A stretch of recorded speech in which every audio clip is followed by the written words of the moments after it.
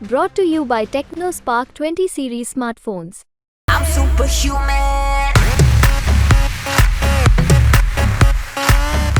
Sir क्या कुछ कहना चाहेंगे? आज का दिन शेष है, किस तरह देखते हैं? लगातार आपने पिछले 1.5 से 2 महीने करनाल में प्रचार किया जोरों पर। देखिए, मोदी जी की नीतियों का परिणाम है, डबल इंजन सरकार की नीतियों का परिणाम है कि जो पहली बार इस सरकार ने अंत्योदय की भावना से गरीब व्यक्ति तक योजनाबद्ध तरीके से लाभ पहुंचाया है। हर वर्ग को मजबूत करने का काम इन 10 वर्षों में मोदी सरकार ने किया है। देश के इंफ्रास्ट्रक्चर को भी मजबूती से आगे बढ़ाने का काम किया है। दुनिया में भारत का सम्मान भी इन 10 वर्षों के अंदर नरेंद्र मोदी जी ने बढ़ाने का काम किया है। देश के 140 करोड़ लोगों को विश्वास बढ़ाने का काम भी इस सरकार ने 10 वर्षों में मोदी सरकार ने किया है। और लोगों ने तो तय कर दिया है, कल तो औपचारिक घोषणा होनी बाकी है। जो देश बोलता था कि अब की बार 400 पार, और वो 400 पार का नारा वो साबित हो रहा है।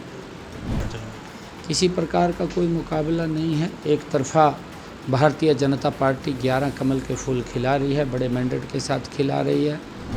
विपक्ष बेरोजगार हुआ है। विपक्ष की दुकान के अंदर बताने के लिए उनके पास कुछ नहीं था और लंबा समय देश ने उनको 60 साल का दिया। सर क्या कुछ कहना चाहेंगे?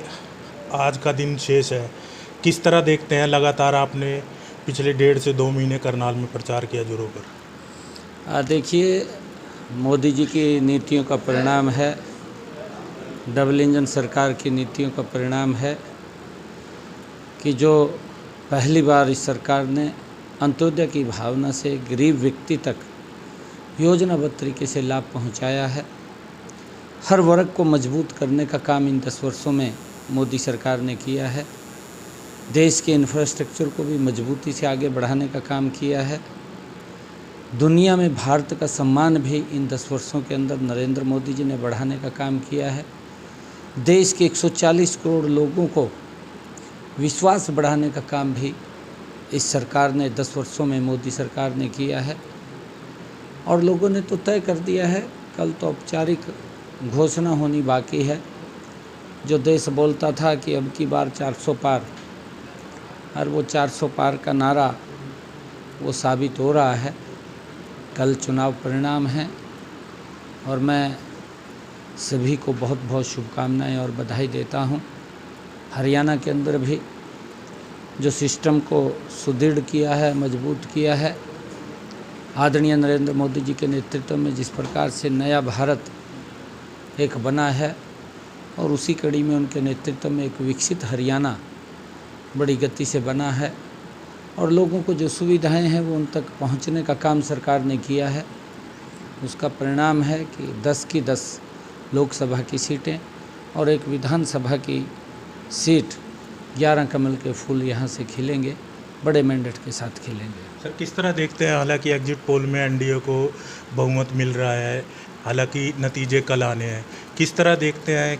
किस तरह का रहा चुनाव? क्योंकि लगातार आप भी चुनावी मैदान में थे करनाल की जनता के बीच में और प्रदेश में। नहीं, देखिए, पहली बार देश के लोगों को लगा है कि कोई प्रधानमंत्री ऐसा आया है जिसने गरीब की भी चिंता की है, जिसने किसान को भी मजबूती दी है, जिसने महिलाओं को सशक्त किया है, जिसने युवाओं में विश्वास बढ़ाया है। ये पहली बार आज़ादी के बाद ऐसा प्रधानमंत्री देश को मिला जिसने हर वर्ग की, हर सेक्टर की बड़ी बारीकी से भी अगर हम नज़र डालें तो उसमें भी बड़ा बदलाव देखने को इन 10 वर्षों के अंदर मिला है। और जिसकी चर्चा हर व्यक्ति घर में भी करता है, चौपाल पर भी करता है। चाहे हमारा विपक्षी कोई नेता है विपक्ष का, वो भी अपने घर में बैठ कर के इस बात की चर्चा करता है कि मोदी जी ने 10 वर्षों में जो काम किए हैं, एक बड़ा बदलाव और देश को एक नई दिशा देने का काम जो किया है, उसकी सराहना वो भी घर में बैठ कर के करता है। सर हरियाणा में कई सीटों पे देखा गया मुकाबला काफ़ी टफ है, किस तरह देखते हैं आप? इस बारे में क्या कुछ कहना चाहेंगे? किसी प्रकार का कोई मुकाबला नहीं है। एक तरफा भारतीय जनता पार्टी 11 कमल के फूल खिला रही है, बड़े मैंडेट के साथ खिला रही है। और क्योंकि हरियाणा के अंदर जो सिस्टम का सुधारीकरण हुआ, जो लोगों को सुविधाएं मिली हैं, ये उसका परिणाम है। और जब कल रिजल्ट आएंगे तो वो रिजल्ट वो हरियाणा प्रदेश के लोग नरेंद्र मोदी जी को तीसरी बार इस देश का प्रधान सेवक बनाने में अहम भूमिका अदा करेंगे। जिस प्रकार से उन्होंने 2019 के चुनाव में, अब 2024 के चुनाव में 10 के 10 कमल के फूल और एक विधानसभा में कमल का फूल खिला करके मोदी जी के भेजने का काम करेंगे। आखिरी सवाल सर, किस तरह देखते हैं आप विधानसभा का उपचुनाव लड़ रहे हैं, किस तरह का एक्सपीरियंस रहा? क्योंकि सर लगातार जनता जुड़ती चली गई आपसे, करनाल वासी हो, युवा हो, बुजुर्ग हो, महिला हो, हर वर्ग के लोग। ये देखिए, ये नरेंद्र मोदी जी की नीतियों का परिणाम है। मनोहर लाल जी ने जो 9.5 वर्षों में करनाल के अंदर काम किए हैं उसका परिणाम है। लोग इस बात की चर्चा करते हैं कि डबल इंजन सरकार ने एक योजनाबद्ध तरीके से विकास किया है, जिसकी मैंने चर्चा की है। विपक्ष बेरोजगार हुआ है, विपक्ष की दुकान के अंदर बताने के लिए उनके पास कुछ नहीं था और लंबा समय देश ने उनको 60 साल का दिया और 60 साल के अंदर भी अगर उन्होंने बताने की ज़रूरत पड़ी तो झूठ परोसने का काम किया।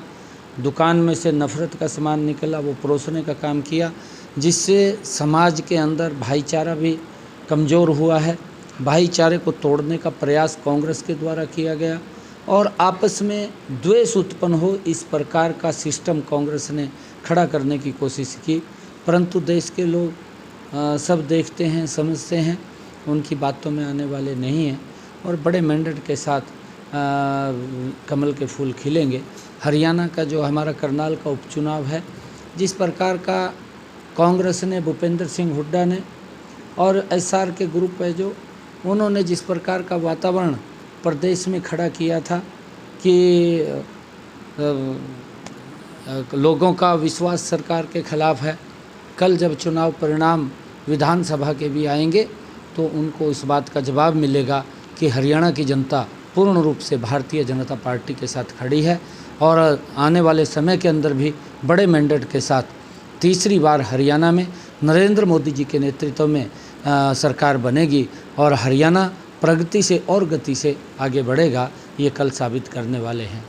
तो ये थे हमारे साथ प्रदेश के मुख्यमंत्री नायब सिंह सैनी जी। फिलहाल 4 जून का इंतजार कीजिए, कल यानी 4 जून को चुनावी नतीजे आएंगे, उसके बाद ही पता चल सकेगा कि आखिर जनता ने इस बार जीत का सेहरा किसके सर बांधा है।